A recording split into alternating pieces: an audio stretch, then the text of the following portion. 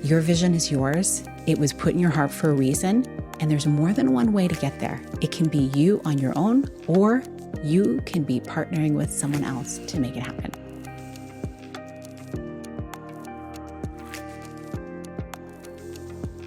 Is entrepreneurship truly for you? I'm Sheila Botello. I'm a self-care strategist, creator of the Season Self-Care app, and I'm committed to helping you reconnect to your purpose, elevate your well-being, and build your version of a happy, successful life. In some recent conversations with clients of mine, we've had this conversation come up.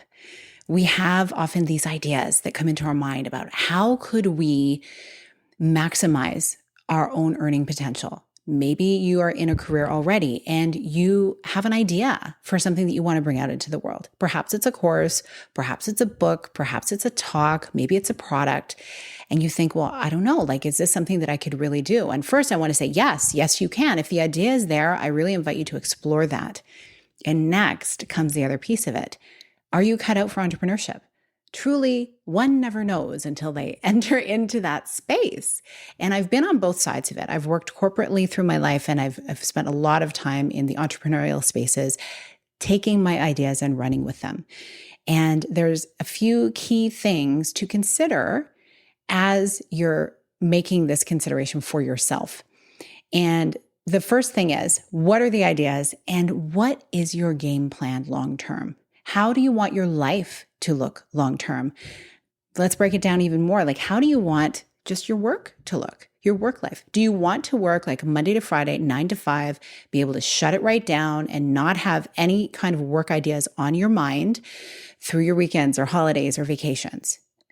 If that's what you want, it may be really difficult to be working in an entrepreneurial space and to be able to have your own business, because even if you have a beautiful team doing incredible things, doing a lot of the things that are not on your plate, which is highly recommended, delegating a team is a great way to get going right from the get-go, or if not possible immediately, that should be one of the first things that you do when you're able to invest in that. And even if you have a great team working with you, there's still going to be things that you're going to be needing to deal with when you may be traveling, when you may be on vacation, things that need to be dealt with, that you need to sign off on, that you need to somehow be involved in. Now, it doesn't need to be in a huge capacity, but usually at first when you're building your business, it is the case because this is yours. No one's going to be able to fully get your vision off the ground without you, right? Unless, the alternative here, I'll give you an alternative. Unless you are investing in a company and you're a silent partner that shows up for board meetings and, provides information and consulting, that's a different story. That is another strategy for you. But we're talking about your own business right now. So if you don't want to be doing those extra things and having those things as potential kind of interruptions to your personal and private time, that's something to consider. And I think it's a good idea to consider it before you put a whole lot of effort and time into the work that you do and the business idea. The other thing is, even if you're not needed for anything, if you are an idea machine and if you are really loving on your business and caring about where it goes, you will have ideas come up that need to be captured during those times when you're on vacation, etc. And guess what? You probably, if you really are an entrepreneur at heart, you won't look at that as work. You'll look at that as an outer expression of the idea that you're breathing life into. And so you're going to capture those moments and you're not going to vilify them. You're going to be so jazzed that you have ways to innovate. That's one indication, if you may be an entrepreneurial person, is if those ideas come and you're not sitting saying, no, I only do these things during these set hours.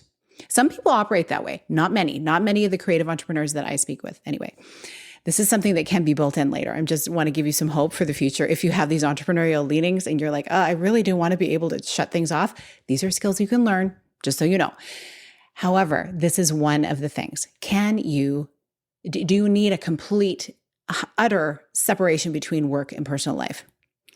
That's something that, you get to determine, but that's an indication of letting you know what kind of work you are maybe best suited to. The second thing to consider is, are you someone who needs to do absolutely every task yourself?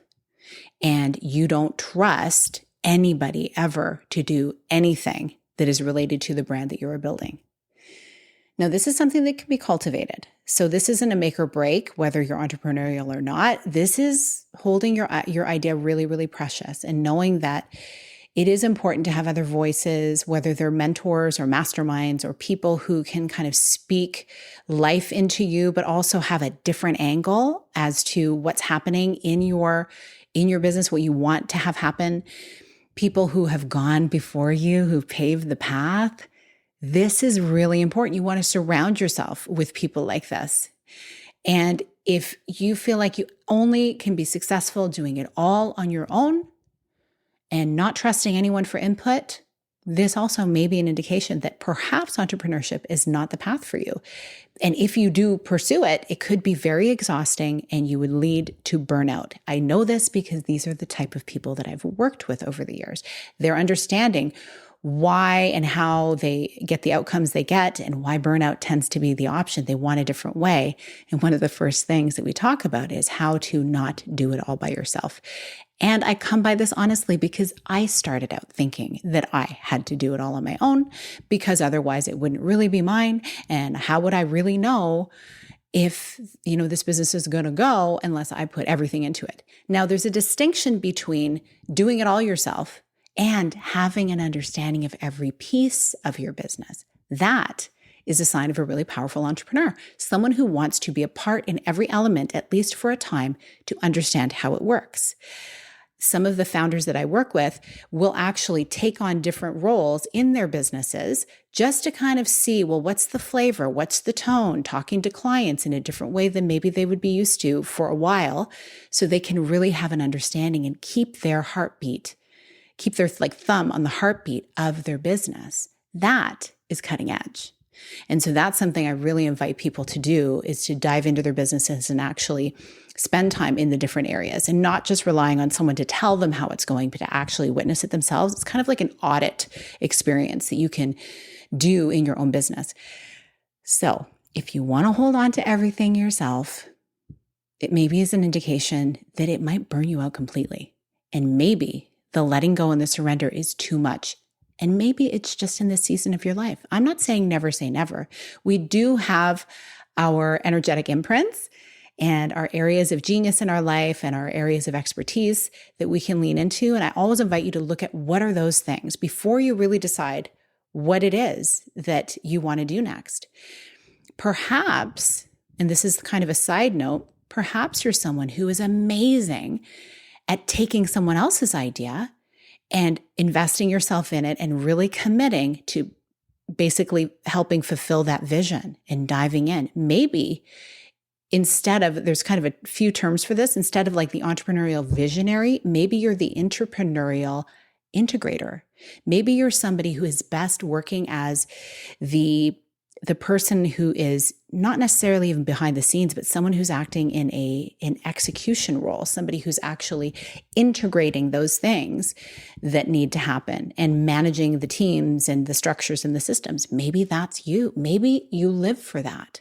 And even then, that doesn't necessarily mean you can just shut it all down and not be reachable after hours. If you're fully committed to being an intrapreneur, maybe you are doing some of those things and being kind of aware of the heartbeat of the business while you are out and about. You can still turn on your out of office. Like, yes, I really recommend doing that. Certainly, we do have to have this structure, this delineation. However, you may still be lying on a beach somewhere and coming up with a wonderful idea of how the business can grow, or a system that just pops into your mind.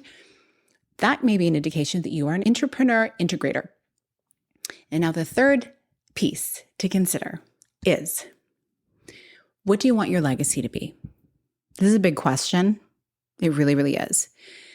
But think about it. What is the thing that you most want to build at this season of your life? Is it a business? Is it life balance?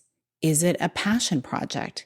Maybe this idea you have is something that is like really mission focused, and maybe it's more of like a philanthropic experience, and it's less of a business and more of something that you want to give away. Another piece of this is, how do you feel about money? Like, how do you feel about investing in growing your business and also making a certain amount of money? Do you want to be giving things away for free? Are you so mission focused that you don't want to ask for the sale? These are things you need to get really comfy with if you're wanting to build a business. You need to be able to get in front of the people, have the conversations, and truly be committed to what outcomes you have for them, for their good and the growth of your business. Because owning a business is about creating a profit, having revenue streams. And if you're really concerned about keeping things really low cost for everyone, then you have to think about there's so much more to it when it comes to the bottom line of your business. So these are kind of like broad strokes things I want you to consider. If you're in this place where you're trying to bring your business to life and you feel like you just keep hitting up against a brick wall and you're amazing at doing all of the tasks, but really the big picture thinking of how to take it to the next level is super challenging for you and you don't want to get help for it, or you feel too maybe self-conscious about doing that, well, you can shift it. But first ask yourself, is this entrepreneurial journey the thing that I really, really want? Or do I just want to be part of something bigger than myself and helping bring that to life and help it expand? You can do it by either, yes, bringing the business to life yourself and leading it, or by supporting another leader in building their business and having a really nice share of the activity involved with bringing it to life. Or you can do two things. You can, like I said earlier, become a consultant, sit on a board of directors, give some ideas, and put some skin in the game, put some money in there, and get some equity of that business. These are different ways. There's many more things you can do, but this is like super basic for today. Think about these things. Which one feels the most resonant for you? And if you are feeling tired because you've been on this journey for a while, that's not necessarily an indication of whether this business idea, this entrepreneurial journey is right for you. It's more that perhaps there's a way for it to be a little easier. And one of the ways it can feel easier for you is if you're not doing it alone. Yes, if you're delegating, and also if you're getting mentorship and being inside a group of other business owners who are founders, who are visionaries, and who are actually putting all they have into their business and wanting a little bit more freedom and flexibility in their life with self-care as the foundation. That's where I come in. And that's where my membership and my mastermind comes in. So stay tuned. I'm going to be opening doors to the waitlist for my mastermind that will be starting for next year. And there will be openings to the membership as well, where you get to be in a collective of other founders, female founders and visionaries, and everybody who is involved with wanting to bring their entrepreneurial vision to life in a whole wide range of businesses, from the SaaS world to the publishing world, to the course creation world, to the product and service world. Your vision is yours. It was put in your heart for a reason, and there's more than one way to get there. It can be you on your own, or you can be partnering with someone else to make it happen. So I'm wishing you all the best. And as we are in this time in the world, especially in North America, where we're really ramping up to end this year strong, make sure that you are in alignment with what you truly want. I'm so thankful that you're here. Thanks for listening. Please tag, share, do all the things. Go rate, review this podcast in the Apple Store, and like and share on YouTube. I wish you all the best, and I'm looking forward to seeing you shine in all of your brilliance in the way that you are meant to and that feels good. Thanks for listening. Big blessings.